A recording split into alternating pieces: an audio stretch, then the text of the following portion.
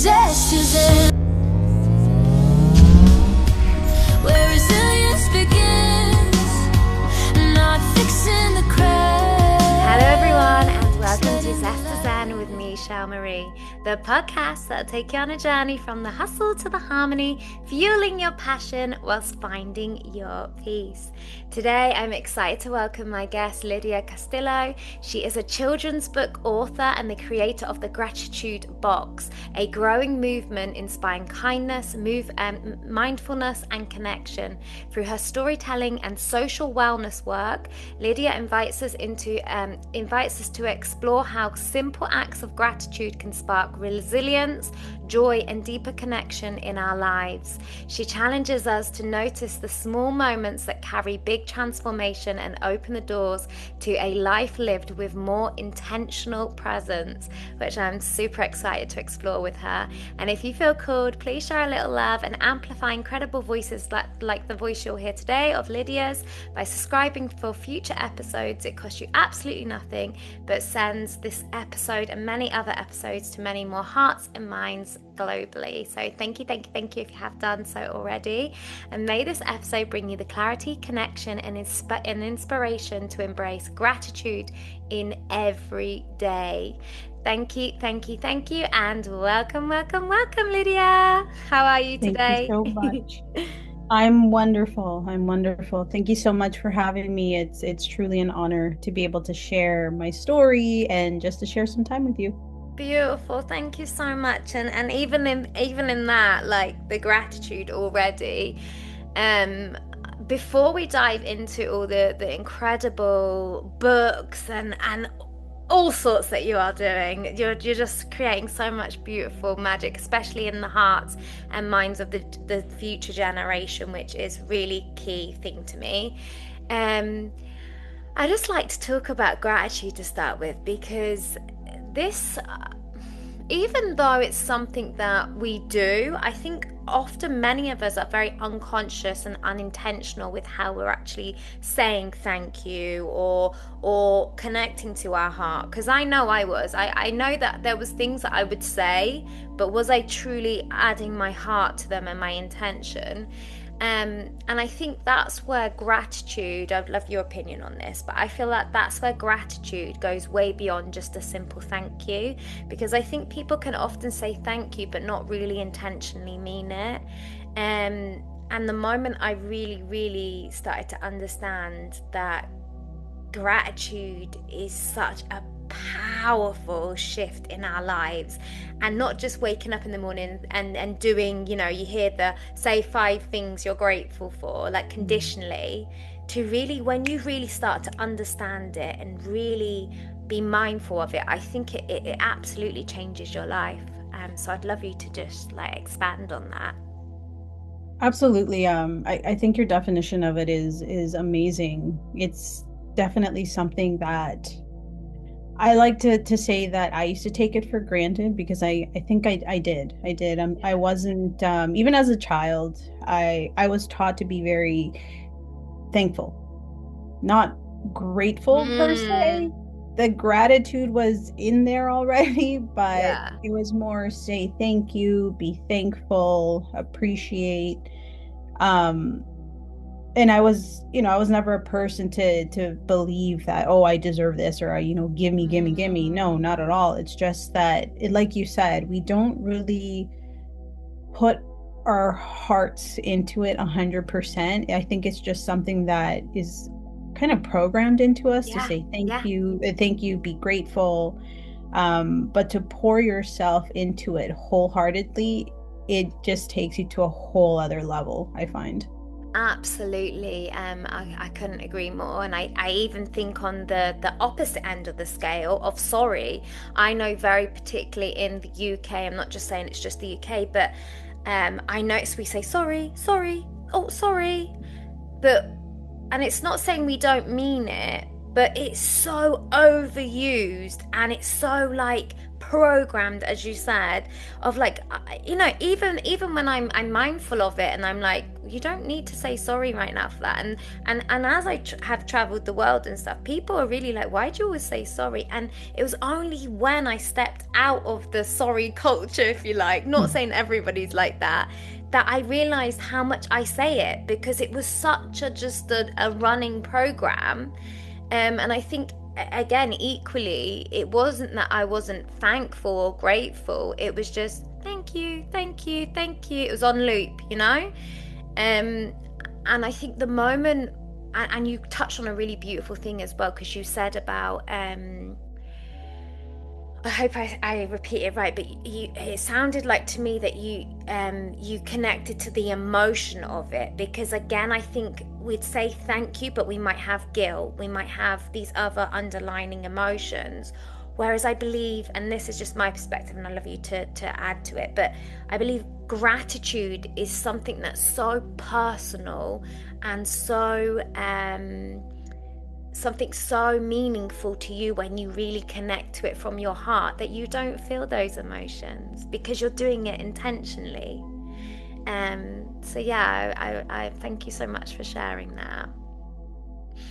And just thinking about how you're infusing it into your creations, because I know you've got a lot of beautiful, beautiful, beautiful projects that you're involved in.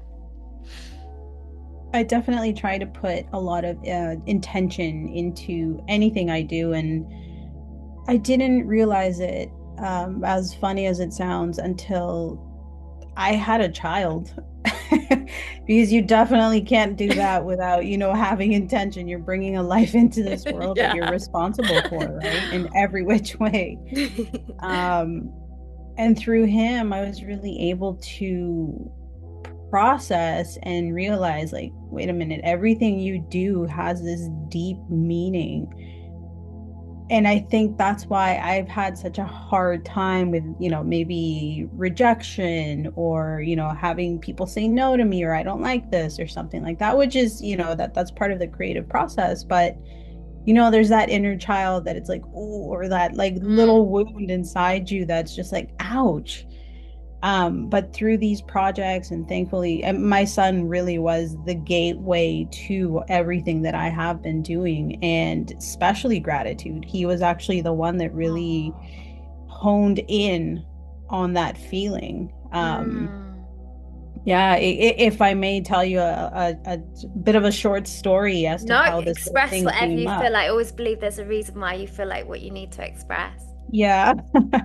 I'm sure most people felt a little lost and just bewildered and just weird throughout the pandemic years. I was one of those people that became very, very anxious, very paranoid. By nature, I'm an empath, so I kind of feel people's emotions, whether it's physical or emotional. It's like I'm a sponge. And I remember seeing something in the news when the pandemic first started, and it was pretty emotional. It was a mom trying to get medication and they weren't letting her do it, and it was a very viral video. And I couldn't stop crying, first of all, and this was before I had a son.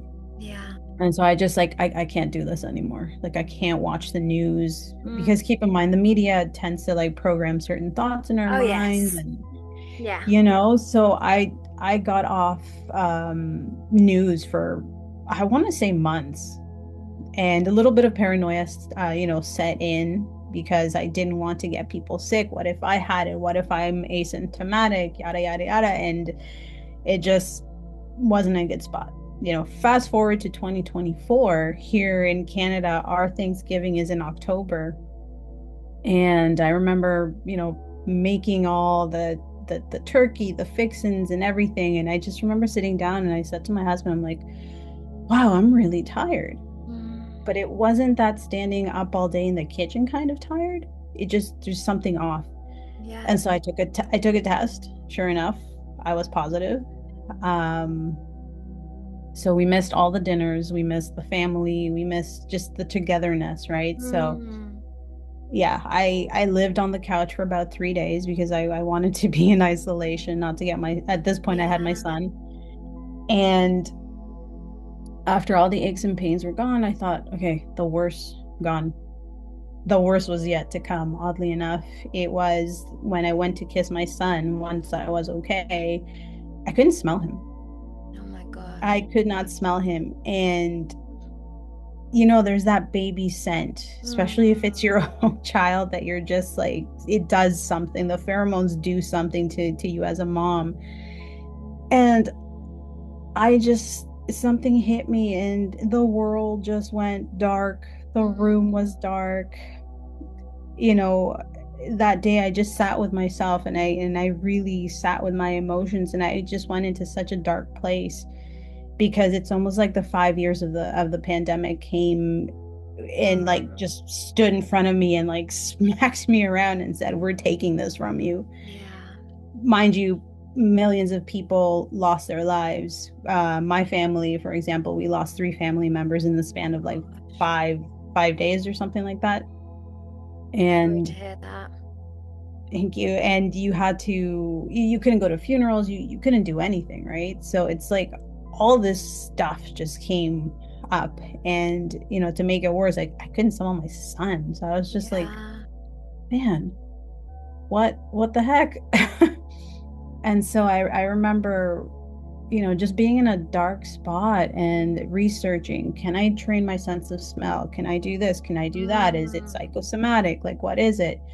So it was about, I want to say it was about a month that I was smelling cloves, I was smelling mint, I was smelling cinnamon, just any strong smell to be able to, train myself again. And after the month, I remember just being like, whatever, if it's meant to happen, it's meant to happen.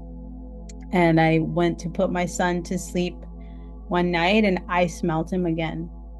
And even Oh. now, like I get emotional about it Yeah. because it's, I took that for granted.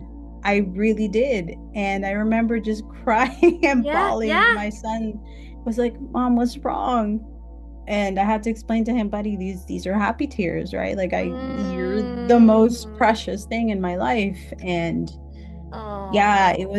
it was something that just clicked in my mind that said, yes, you are a good person. Yes, you are thankful for things, but do you look at the little things like you have two legs, you Yes. have Yes. clothes on your back, you have your vision, all these things that, yes, I was born with these things, but be grateful for the Oh tiniest my thing. gosh. Yeah. And that's when it clicked. And that's when, I started doing the gratitude box. I wrote the story and I started teaching my son that, you know what, even the time you got stung in the pool by that weird bug, like there's a hidden lesson there. And we Yeah. should be thankful for these things. And that's my short but long story about how this I'm whole thing so happy started. you shared that because I feel like we can say definitions, we can say examples, but when I feel like you really connect to someone's lived experience and story, you don't need to say, and that's how it's Yeah. felt like straight away, just through what you've said, and whether someone has a baby or not a baby, you have an, say, an animal, or you have something that you enjoy, your perfume, etc., etc., etc., whatever is personal to the person. Obviously the smell of a sun is very different to a Yeah. perfume, but I mean, we're all different. You can relate to it and understand the significance of something that once had so much meaning and value and was so special to you, whatever that is to that person, taken. And I can completely, like, mine was very different but a similar thing, and I think the reason why we're speaking today is so that people can hopefully read this, listen to this, and they don't have to have that traumatic experience. They can just understand, wow, what a beautiful thing to be connected to.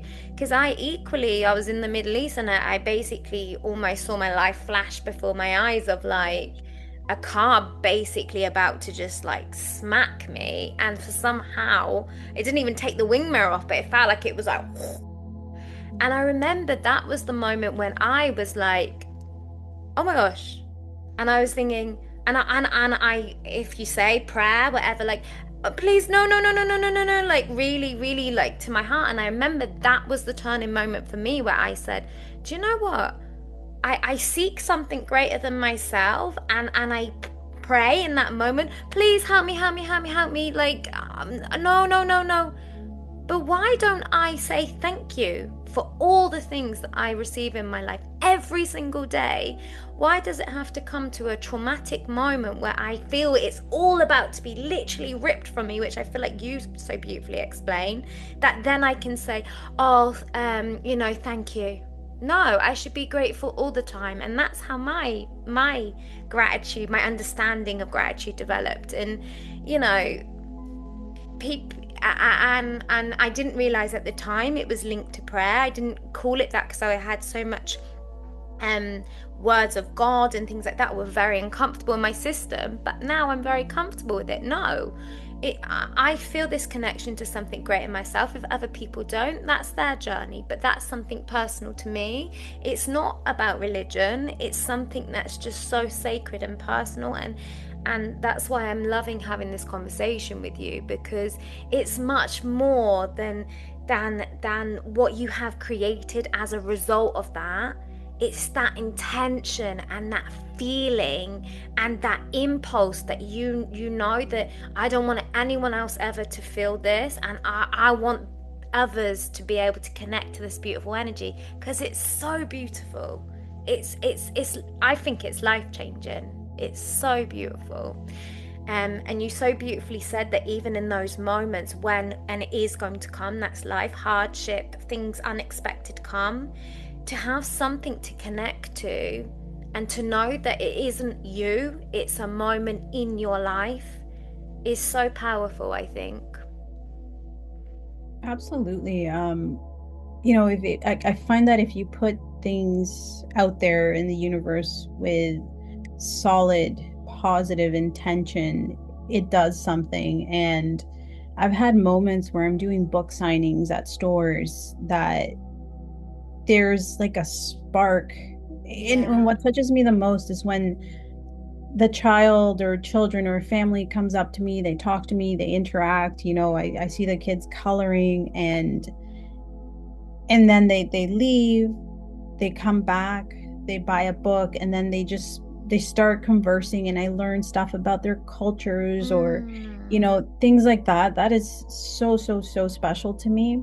There have been a handful of moments where I was at a store signing, and a lady with her older mom, she was maybe in about her 50s or so, and she stopped by, and we like to encourage Canadian authors here, so she started reading my books, and all of a sudden she starts crying.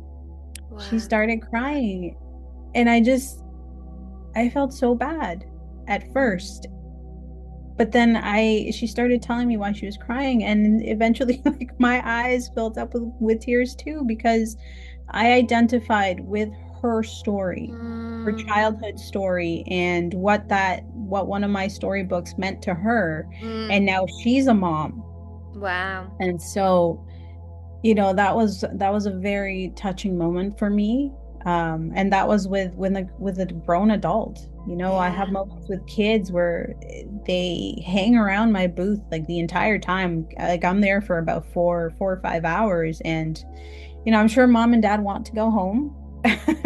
But they're having fun. They're connecting, they're talking. I sit with the kids and read the story. I'll sit on the floor, go at eye level with them, and you really connect. So I find that with these books, and I'm not saying it because I wrote them or anything, but I can see that that message is actually landing in the right place. But and I feel like from what you've expressed, you will understand this. It's because it's not just a book. It's all your energy. It's all your emotions. It's all your lived experience. And that's why I believe that woman felt what she felt. And it's just really interesting, because I just the previous essay I was talking to an artist, and we were talking about this. artwork is the same. Artwork, it might not all of it, some of it might combine words, but it doesn't have words, but you go on a journey, you feel a story, you feel an emotion.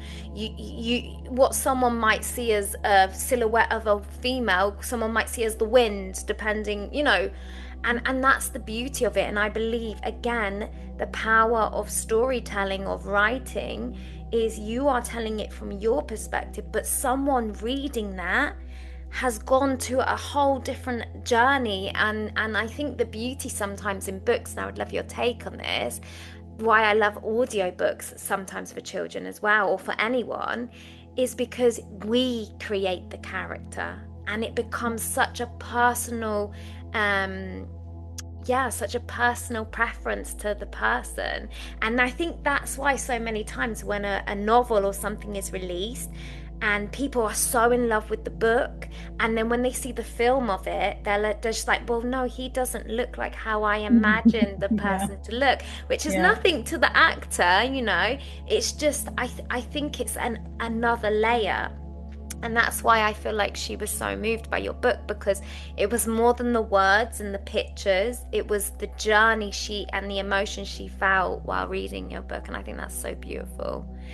Because it keeps just really popping out to me behind you. Where did Little Orange Hat come from?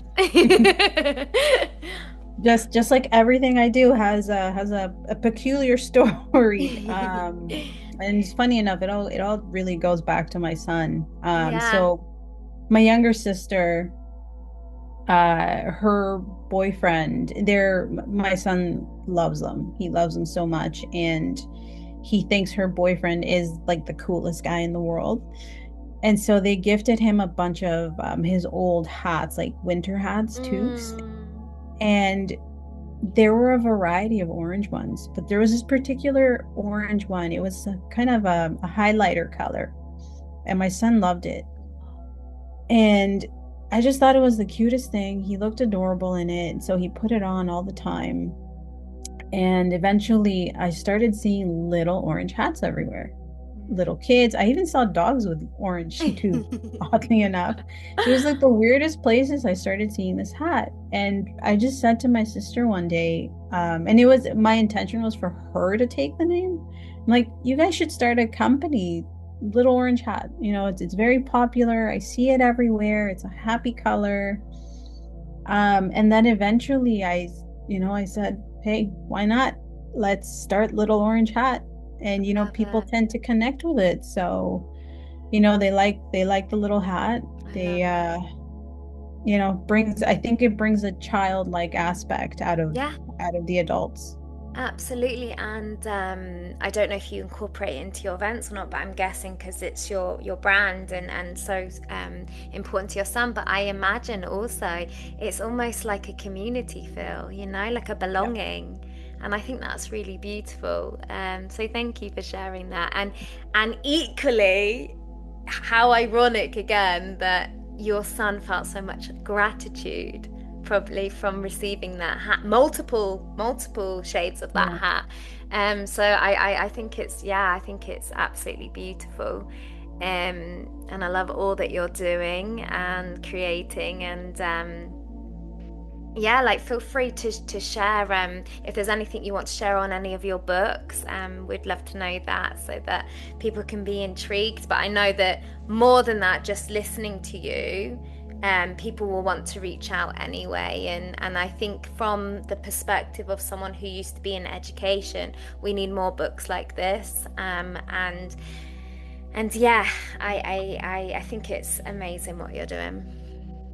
Thank you. Well, I think one of the things that I like to do, I don't like to gatekeep information or anything like that. No. So, I recently started a story time on Spotify and SoundCloud. I have two of my books up there right now. The Gratitude Box is coming soon, but Beautiful. the most popular one with the kids, it's called The Goose Who Hit Snooze. Hmm. And that one was inspired by the fact that my mom has been very forgetful her entire life. And I think it's because, she had five of us. So it was a bit of a madhouse. Um, but yeah, that's a big one, very popular one with the kids because he pretty much forgets he's a goose and he takes all modes of transportation and keeps hitting the snooze button on his alarm clock and eventually ends up in Antarctica. So it takes a flightless Amazing. bird to tell him, hey, you have what you need already. Like you should just fly Mm. there.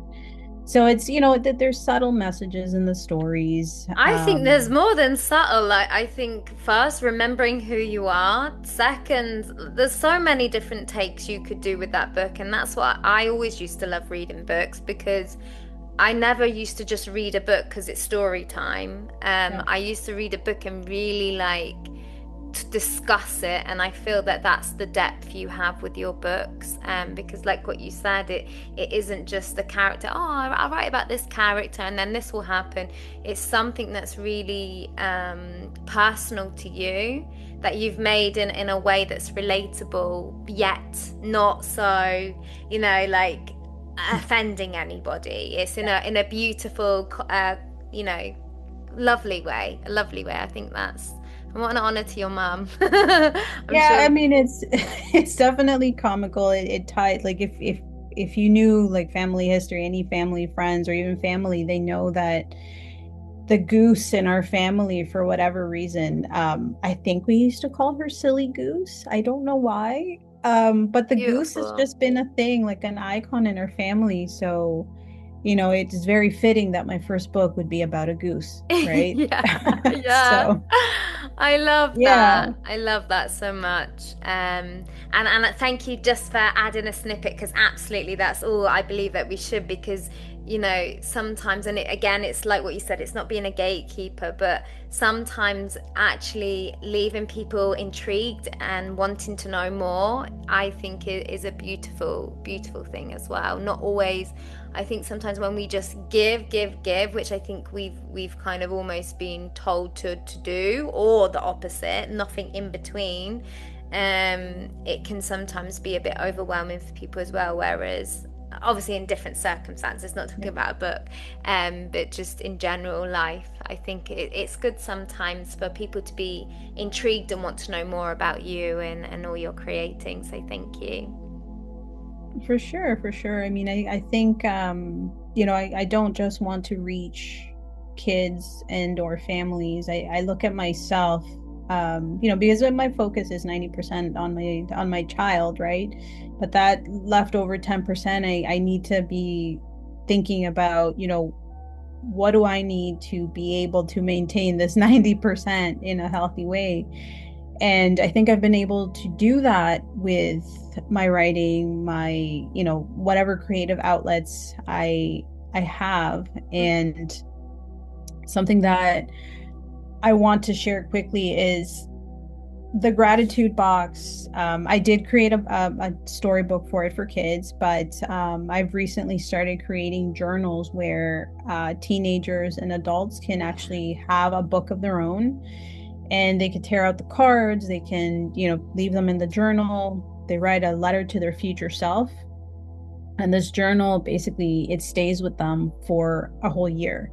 And then at the end of the year, you can see all your experiences, read that letter to your future self and see that big difference Wow, over it's just beautiful. practicing a little bit of gratitude for, 52 weeks. That's it. So Absolutely. And thank you so much for highlighting that, because I do believe that, even in the moment you shared and I shared of the traumatic thing that happened, in order for us to connect to that, it wasn't then that day it was like, oh, this is me now. It takes practice. It takes showing up every day. And as you so beautifully said right at the beginning, it's not just a like 52, for the year, that's it. And then it will be what people don't realize is, even in those 21 days, you're starting to form a habit, and you're yep. starting to change the way your mind thinks and get new neurons, and things are happening that on a deeper cellular level we're not even aware of, 1/2 the time. So it's much more than it's just, oh, a task or a goal or something to do. There's a reason behind why you're implementing what you're implementing, which is so clever. And yeah, I can imagine that's really it's really powerful, and just thinking on a larger scale, because like say thinking about teenagers, like because we think about the cutesies, and then we think about when we kind of relearn when we get older, often consciously, but sometimes not all of them, but they're cool or whatever. But imagine if this was then really implemented, not in a forceful way, because I think there's too many things of like people having to do things and then they have Yeah. these emotions, but this beautifully implemented into the educational system, like thinking on a grander scale. I think that's what the schools need more of. I think, eventually, yes, we become literate, we become, we can navigate the supermarket. I'm not saying that these are the only skills. We go into different workforces and we should be prepared. But equally, I think with the mental health and the emotions and feelings many of us are feeling, these things should be taken more seriously and integrated into schooling, in a fun way, in a creative way. And so I really love all that you're doing. Thank you. No, you're absolutely right. Funny enough, my son's in senior kindergarten, and his teacher, Yeah. um, she got them to do a craft on Fridays. And so one of the crafts was to create their own gratitude box and, write Mm, something that they're grateful for. So I can see already there, beautiful. it's almost like, one thing was accomplished just in that small Yeah. group of kids, right? I mean, my son does it every week. We just did our gratitude card for the weekend, so it's a beautiful thing to see. And I use the word reprogram the way we think, and I see that more in my own brain because Yeah. I'm old. I have my But habits but and but beliefs, it's not even just that. Why like I completely agree with what you're saying. Why is it we go from this extreme to that when we don't need to? And I feel like that's what you're bridging. You're bridging the gap in between where we don't have to get to that age where we now know, okay, this is intentional and it's something I have to, and it has to feel like work. Because I think, the healing, the this, the that, yeah. there's so much that when we go, oh, why have I been doing that? Why have I been thinking that way? And I think, like, rather than it be like a creep up on us, that's why I love these types of conversations, because it doesn't have to be like that. Like, just because other generations experience that, why can't we start doing beautiful things that you're doing now and really see the value of it now and feed it through so those younger generations don't have so much undoing, unlearning, and I think it's really powerful. So really, thank you. Thank you. I hope that if it can help anybody else, even a smidge of how it helped me, because it made a big difference.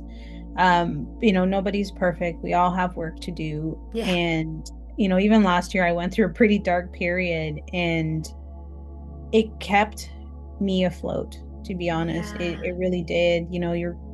Be grateful, see the positive things, and that becomes an easier thing to do as you get used to it. yeah, Um, you know, I can't remember specific things right now, but just like the smallest thing, it's like, oh, I broke a plate. Well, there was, maybe it was going to break while it had hot food on it or something, and I would have gotten hurt. Like, just, it's yes. fine. It happened.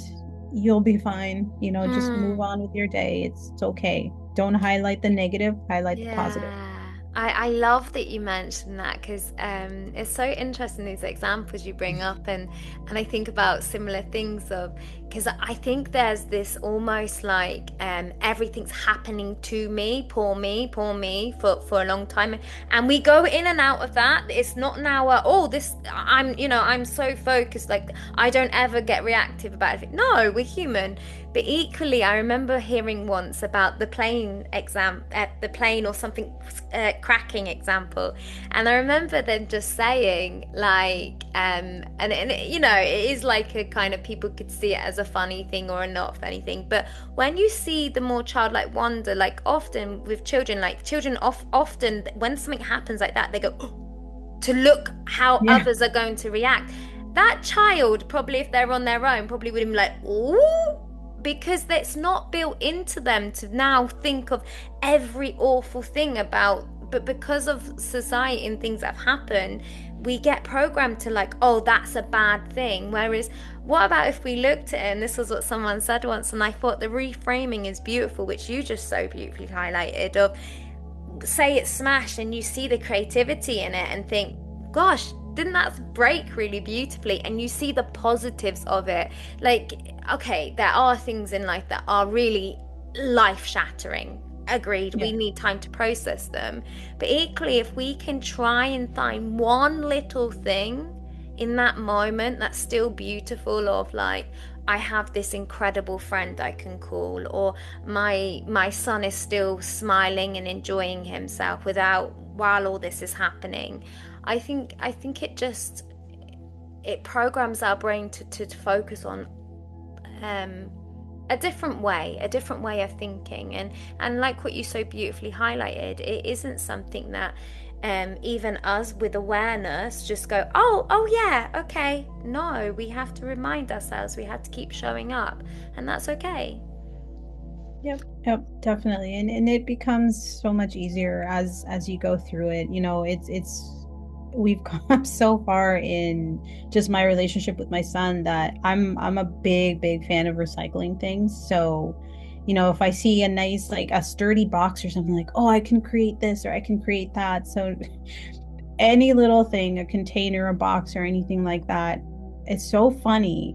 But my son is almost a clone, and he's like, Oh. "Oh, mom, we can make something out of that. We can make a toy out of this." So, you know, he has lots of toys. Mm. But you'll go into his playroom and he has a cardboard box that we created, and it's from a show, Carl's Car Wash. He loves the show, and it's made out of recycled materials. Yeah. So he can see potential beauty creating something with his own Beautiful. hands, and he loves that thing. Like, it's broken apart already, but he makes me fix Mm. it. So it's I feel I feel blessed that he's seeing beauty in things, and I'm seeing it too. I see the world Yeah. with different eyes. But this is the thing, and the second part that just came up so powerfully is potentially, I don't know the full background of it, but potentially having a mother like you that has just shown, and they've come to their own conclusions, and they're thinking a very different way. This is the difference in changing generations. And I think about, and sorry if I think it's Japanese, of when they take broken Yes. things and they make them into something so beautiful. That again was something that didn't just like, oh, today that's what we're going to do. That's something that came from, I believe, maybe seeing someone who saw the beauty in things that others maybe didn't perceive as good enough anymore. And so it seems like such a small act, but we never know how these small little acts create such a huge ripple long term. Like, we've got even no idea what your son could create as a result of this small act of love and care and kindness that you're implementing in your house. I think it's beautiful. Absolutely beautiful. Thank you. Thank you. So, I don't want to take up much more of your time, but obviously, equally, if there's anything that you already shared about all the beautiful things, and all your details are going to be in the description. But if there's anything else you feel like you just really would like to express right now, feel free. It's your episode and your moment. So yeah, and if there isn't, I just want to say, really, thank you. It's been an honor speaking with you today, and I'm excited for how it continues to expand and grow. And I believe that you should have many doors open for you in all that you're creating. Thank you so much. I just really want to thank you for the opportunity. I do speak to people here locally, but I think the message really needs to reach, Yeah. farther parts of the world, children, families, especially in these, trying times, I'll say. Yeah. There's goodness in all of us, and I think it's time to highlight the positive in all of us and each other. Yeah, So, absolutely. And just one final thing, you don't have to, it doesn't have to be linked to what we just spoke about, but if there was a message that you feel someone listening right now would really benefit from hearing, what would you tell them? I would tell them, look within yourself and, allow yourself to feel whatever emotions you're going through, because, like you mentioned before, it's this world just makes us react, and we're built different.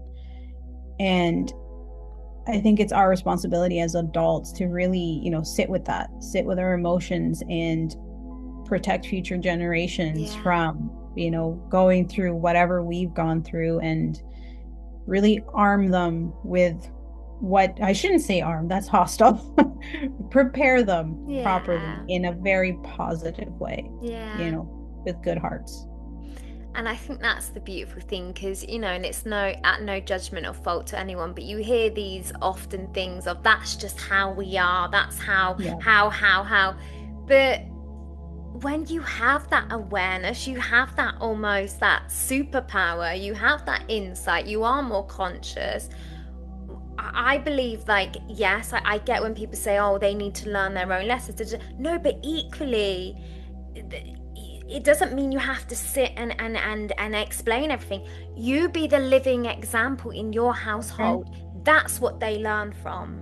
And yeah, and just mindful of your words and your practices, and don't feel like, you need to have these private practices because of whatever. Share them in your household, because again, you just never know how they're, like, how much it's influencing them. And even think about the little ones of role playing when they go into school. They Yeah. are often learning through one another, and you'll have the ones of, like, shouting at the babies in the corner. They are the product of what they see most of the time.